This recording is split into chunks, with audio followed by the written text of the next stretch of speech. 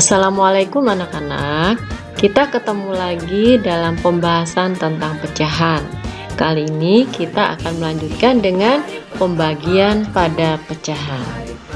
Hal yang perlu kita ingat pada operasi hitung pecahan bahwa sebelum kita menghitung atau menyelesaikan soalnya, kita harus pastikan dulu bahwa bentuk pecahan itu sama.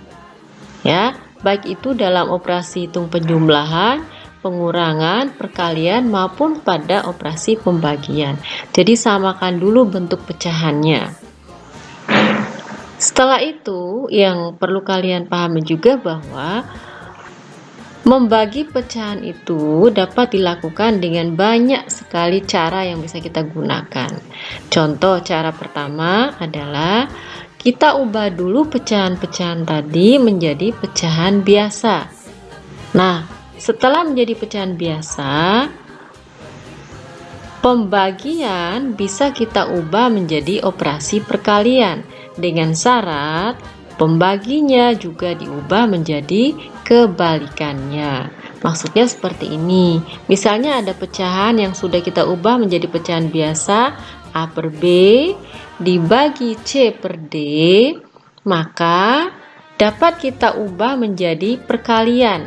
Ya, pembagian kita ubah menjadi perkalian, tetapi dengan syarat pembaginya, ya, ini pembaginya C per D ini, pembaginya harus diubah menjadi kebalikannya. Kalau ini C per D, maka kita ubah menjadi D per C. Nah, coba cermati perubahannya. Jadi pembagian kita ubah menjadi operasi perkalian dengan syarat diikuti juga dengan perubahan pada bilangan pembaginya, yaitu C per D menjadi D per C. Pembilang menjadi penyebut, penyebut menjadi pembilang. Nah, setelah itulah baru kita kalikan seperti operasi perkalian pada pecahan yang sudah kita bahas sebelumnya. Baiklah, untuk lebih jelasnya mari kita lihat contoh berikut ini. Kita gunakan cara pertama, 2/1/4 dibagi 3. Nah, ini kita lihat bahwa ini pembagian pecahan campuran dengan bilangan bulat. Ya, cara pertama tadi kita ubah dulu menjadi pecahan biasa. Jadi 2/4 ini kita ubah dulu menjadi pecahan biasa. 2 kali 4, 8 ditambah 1, 9. 9/4. Dibagi 3, sudah seperti yang kita bahas sebelumnya, adalah bilangan bulat. Kita bisa mengubah semua bilangan bulat menjadi pecahan, salah satunya dengan menjadikannya per 1. 3 sama dengan 3/1, nilainya sama. 3/1 itu adalah 3 dibagi 1, nilainya kan juga 3. Nah, setelah kita ubah menjadi pecahan biasa, barulah kita lakukan perubahan ke operasi perkalian seperti yang kita bahas ini tadi. Pembagian kita ubah menjadi perkalian, diikuti dengan pembagi kita ubah menjadi kebalikannya, pembilang menjadi penyebut, penyebut menjadi pembilang. Mari kita lakukan. Sama dengan 9/4-nya tetap ya. Kemudian tanda bagi menjadi tanda kali. Nah, yang pembaginya 3/1 akan berubah menjadi 1/3. Nah, kesalahan yang sering terjadi, tanda baginya kalian ubah menjadi tanda kali, tetapi yang di belakang ini tidak diubah. Nah, inilah contoh kesalahan yang fatal karena hasilnya nanti akan berbeda dan itu salah. Nah, setelah sampai di sini, barulah kita hitung seperti cara mengerjakan perkalian pecahan, yaitu pembilang dikali pembilang, penyebut dikali penyebut. 9 kali 1, kemudian 4 kali 3 diperoleh 9/12. Nah, sudah selesai. Tapi setelah itu kita cek lagi apakah pecahannya sudah sederhana. Oh, ternyata masih bisa disederhanakan dengan cara membagi pembilang dan penyebutnya masing-masing dengan bilangan yang sama. Kita lihat 9 dan 12 sama-sama bisa dibagi 3. Perhatikan, pembilang dibagi 3, penyebut juga dibagi 3, harus sama, membaginya dengan angka yang sama. 9 dibagi 3 adalah 3, 12 bagi 3 adalah 4. Nah, 3/4 inilah hasil yang paling sederhana. Jadi 21/4 dibagi 3 hasilnya adalah 3/4.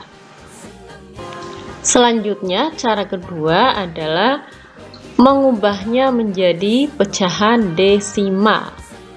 Ya, jadi kita lakukan pembagian pecahan yang berbentuk desimal. Nah, caranya adalah pecahan itu langsung kita bagikan seperti cara kita melakukan pembagian pada bilangan bulat.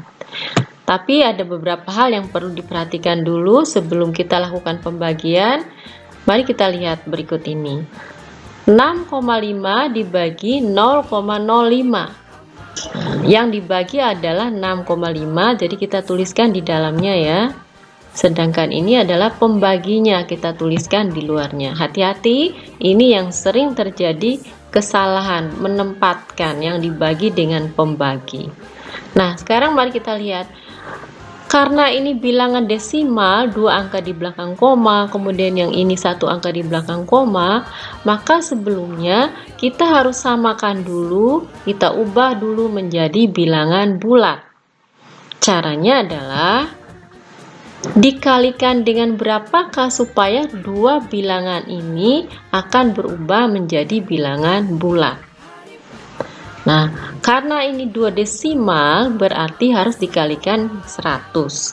Walaupun ini 1 desimal cukup dikali 10, tapi supaya kedua-duanya sama-sama bisa diubah menjadi bilangan bulat, maka kita ambil yang 2 desimal sebagai patokannya. Sehingga harus kita kalikan sama-sama dengan 100. 100 dikali 0,05, ini 2 angka di belakang koma ya, maka hasilnya adalah 5. Sedangkan 6,5 dikali 100 menjadi 650. Nah, setelah kita peroleh hasilnya dalam bentuk bulat, barulah kita lakukan pembagian seperti pembagian biasa. 650 dibagi 5, kita ambil 6 dulu. 6 dibagi 5 dapat 1 ya. Jadi 1 kali 5 sama dengan 5. Kita kurangkan 6 kurang 5 1. Setelah itu kita turunkan 5 15. 15 dibagi 5 berapa? Ya, 3. 3 kali 5 15. Kita kurangkan lagi. 15 dikurang 15 0.